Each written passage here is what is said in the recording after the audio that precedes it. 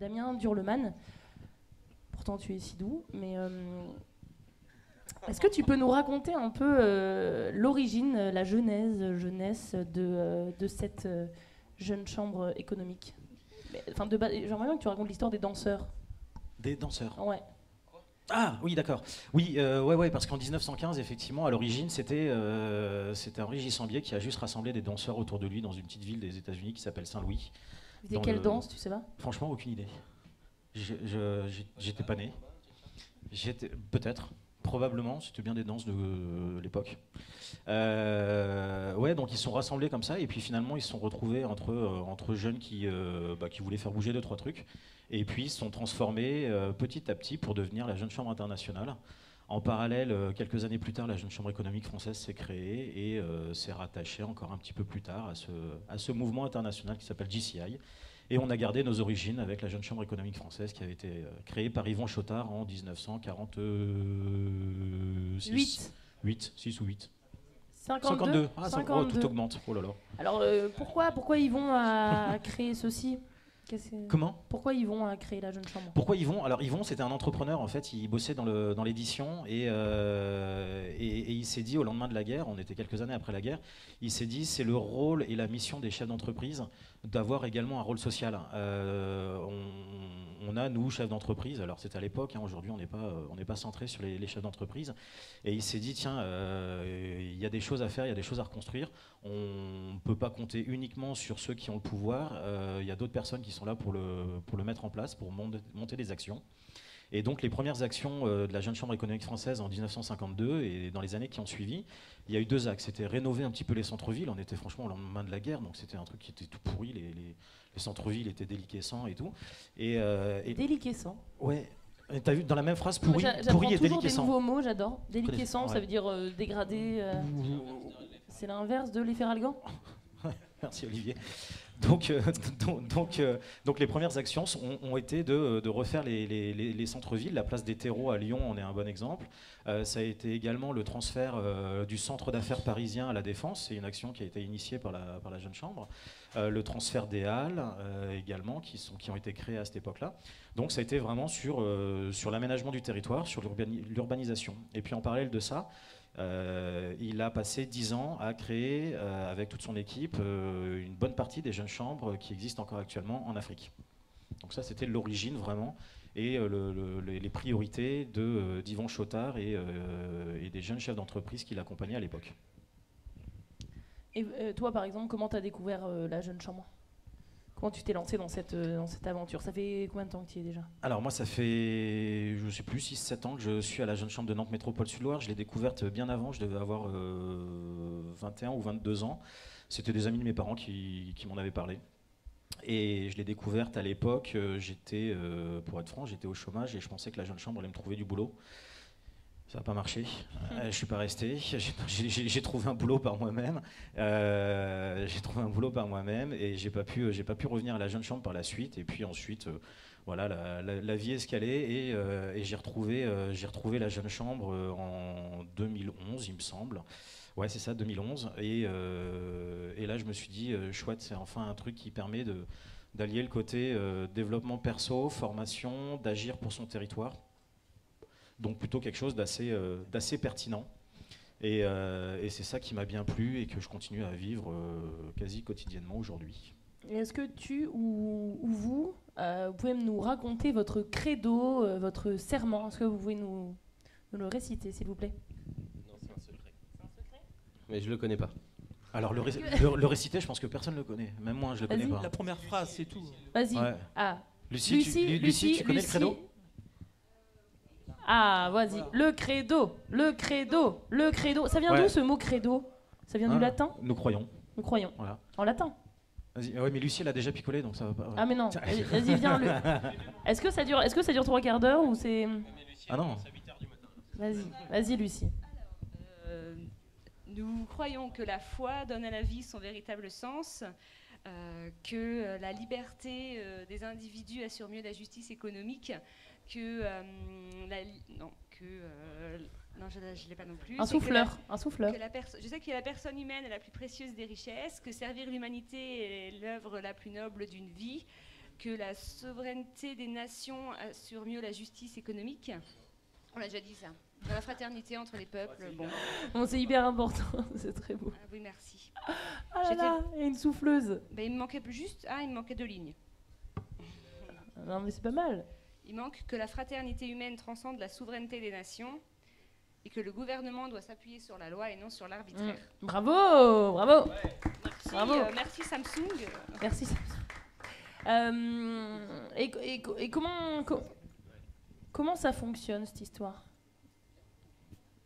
Comment ça se passe? C'est-à-dire comment ça se passe à la jeune chambre comment ça se passe au jour le jour? concrètement? Qu'est-ce qui se passe? Concrètement, en fait, c'est des personnes, c'est des citoyens qui se disent tiens, on a moyen de faire 2-3 trucs pour améliorer le territoire, pour faire des choses, pour se sentir citoyen pleinement.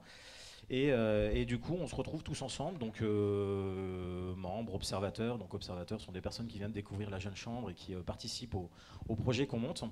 Je le disais tout à l'heure, on n'est pas forcément un réseau professionnel, on peut le devenir après par moment et suivant les affinités des uns et des autres. Mais on se retrouve en commission, donc des actions qui sont décidées en début d'année en général, et qui sont juste liées aux problématiques qu'on rencontre sur le territoire. Pour un petit exemple, moi je me souviens d'une commission, il y en a 2 qui sont concernés, puisque c'est les 2 qui m'ont donné cette idée à l'époque. Il y en avait un qui me disait, moi j'en ai marre parce que le soir, il y a tous les bâtiments qui sont allumés, les bâtiments de bureaux et tout ça qui sont allumés. Donc il faudrait faire quelque chose pour sensibiliser les entreprises à fermer à éteindre leur lumière le soir. Et puis j'avais un autre membre qui me disait ouais, l'autre jour j'étais au bord de l'Erdre et j'ai vu des poissons morts. Ouais. C'est étonnant. Ouais. Et non. Il s'en souvient apparemment. Et il n'est pas ici. Si, il est ici. Et du coup. C'est pas une honte.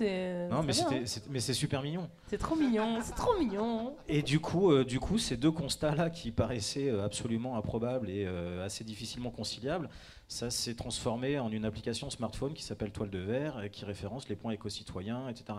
Donc en partant de petites problématiques qu'on a sur le territoire, on se dit tiens, comment on fait émaner un truc qui est peut-être un petit peu plus intéressant. Donc ça part d'un brainstorming et puis ensuite avec toute l'équipe, on essaye de voir, on a toute une phase de méthodologie, toute une méthodologie à suivre qui nous permet d'atterrir sur des actions qui sont généralement assez pertinentes, comme Toile de Verre, comme Business Affinity, on en parlera peut-être un petit peu plus tard, mais d'autres projets qui ont des vues complètement différentes. Ça peut être lié à l'environnement, ça peut être lié à l'économie, ça peut être lié à l'aménagement du territoire. Donc voilà, et donc globalement après, pour répondre précisément à ta question, puisque en fait je me suis un peu perdu. Non, c'est ça. Perdre, c'est se retrouver. Wow, c'est beau.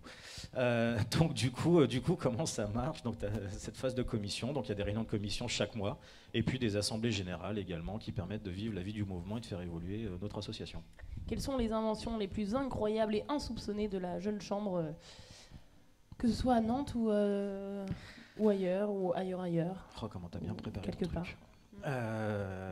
Donc les actions qui ont été initiées, qui sont reconnues aujourd'hui nationalement, il y en a qui sont vraiment super connues. Après, il y a quand même 600 actions par an, donc on en perd finalement dans le fil, mais 600 sur toute la France, hein, pas uniquement sur notre métropole sud-ouest, on doit en faire 597 nous.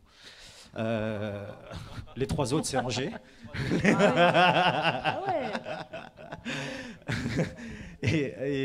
Non, du coup ouais, les actions les plus connues, c'est le numéro d'appel unique pour les secours, que tu as évoqué dans ta magnifique chanson tout à l'heure. C'est effectivement une action qui a émané de la jeune chambre économique de Nantes à l'époque, donc ça remonte à quelques dizaines d'années. Mais que personne l'aura inventé, quoi. Alors, en fait, ce qu'il faut savoir, c'est que historiquement, on aurait eu les 06 privés de chaque policier, chaque pompier. Ça t'aurait plu d'avoir les 06 des... Je sais pas. Non, ok. Donc, en fait, il faut savoir que le numéro d'appel unique, il existait déjà à l'époque, simplement. Ça a été découvert par la jeune chambre qu'il n'était absolument pas utilisé. Et ils ont fait en sorte de... donc, c'était, je ne sais plus exactement à quelle époque, mais en gros, ils ont simulé sur Nantes 2 incendies dans des écoles et ils ont constaté tout le bordel que c'était. Avec enfants, évidemment. Et puis, mais il n'y a pas eu de mort, hein, enfin, je crois pas. Enfin, en tout cas, ils s'en sont bien sortis. Et du coup, enfin, j'espère. On les a pas retrouvés, en fait. et du coup, l'objectif, enfin 10 ans après, donc ça a quand même pris du temps, c'est revenu sur le bureau du ministre de l'Intérieur de l'époque, qui a remis en place, enfin qui a en tout cas communiqué et fait en sorte que le 17, le 18 soit réellement utilisé et soit impactant pour les citoyens. Ça, c'est une des actions. Il y a les rues piétonnes que tu évoquais également. Ça, il me semble de mémoire que c'est la Jeune Chambre économique de Lyon qui l'a mis en place. En quelle année, tu sais? Oh la vache. 70 et des brouettes. 70 et des brouettes. 70. De petites brouettes. Ouais, c'était dans les années 70, il me semble. Donc à l'époque, les rues piétonnes n'existaient pas. Donc on est toujours dans la même démarche finalement d'Yvon Chotard, qui est de réhabiliter les centres-villes, etc. Les bacs récupérateurs de verre, me demande pas l'année, j'en sais rien. Qu'est-ce qu'on a d'autre? La journée universelle des droits de l'enfant, ça m'impacte parce que moi j'ai des enfants et ils en parlent à l'école tous les ans, donc c'est bien. Si t'avais pas eu d'enfant, t'aurais pas été impacté. Merci. Si, oui, pas le numéro, oui, voilà.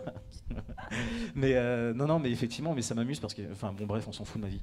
Non, c'est intéressant. mais donc la journée universelle des droits de l'enfant, c'est effectivement une action qui a été initiée par la Jeune Chambre. Les pièces jaunes. Voilà. C'était pas c'est pas Bernadette. En ni David Douillet, non? Non plus. Non. Mais il était très jeune à l'époque, je pense. Non, en fait, l'objectif des actions, nous, on est un laboratoire. Donc, en fait, on monte les actions pendant un an, on fait en sorte qu'elles se concrétisent au bout d'une année. Puisqu'on est en perpétuel mouvement et l'idée c'est de repartir sur de nouveaux projets les années suivantes et l'objectif c'est de transmettre nos actions. Donc même si au départ on n'a fait qu'un tout petit bout du chemin, c'est de le transmettre à une collectivité, une entreprise, une autre asso qui ensuite va donner une ampleur totalement différente. Donc c'est ce qui s'est passé avec les pièces jaunes où on a juste mis le pied à l'étrier, c'était la Jeune Chambre de Vichy, de constater qu'il y avait un problème, de mettre en place une structure et ensuite de la transmettre. Donc à l'époque, j'imagine que ça devait être auprès du Conseil général, enfin ce qui s'appelait le Conseil général, et ce qui est devenu ensuite les pièces jaunes telles qu'on les connaît aujourd'hui avec l'ampleur nationale que ça peut avoir. Quel est l'avenir des pièces jaunes? Les pièces blanches, des euros. Ça fait une éternité que j'ai pas vu les petites boîtes en carton. Moi j'en ai marre, dès que je donne mes pièces jaunes, on me regarde de travers, ça me met mal à l'aise. Ça me gêne. Pourtant j'adore. Non mais c'est vrai. Non mais je suis très souvent mal à l'aise. Et j'adore être à l'aise. Mais j'apprends à être à l'aise dans le mal à l'aise parce que sinon je n'ai plus à l'aise. On va pas parler d'à l'aise non plus, c'est une autre histoire. Ouais. Est-ce que... On verra ça quand on sera à la retraite. On n'a pas de commission là-dessus par contre. Bah si, les seniors. Si les seniors, on en parlera avec Mademoiselle Pied, ou Madame, je ne sais pas. Je milite pour le Mademoiselle, c'est une autre histoire encore une fois. Avant de faire la première pause musicale, est-ce que tu as un dernier mot d'amour? De toute façon, tu auras le droit de reprendre le micro, bien entendu. Un appel? Non, pas tout de suite. Non, l'appel, c'est qu'on a toujours besoin de forces vives, évidemment. Donc là, on est hyper nombreux. Vous êtes combien? Connaissent 25? pas la Jeune Chambre. Ouais, on est 25 actuellement. On a une petite dizaine d'observateurs, donc des personnes qui découvrent et qui vont nous rejoindre dans les mois à venir, on espère. Donc l'idée, c'est de multiplier justement la présence et de montrer un petit peu tout ce qu'on est capable de faire et que surtout on a besoin de toutes les ressources, que ce soit humaines, que ce soit des supports de personnes qui n'ont peut-être plus forcément l'âge d'être à la Jeune Chambre, puisque à 40 ans on est retraité à la Jeune Chambre. On en parlera plus tard. Et donc du coup on a forcément besoin d'être toujours plus nombreux et surtout de mettre en avant nos actions.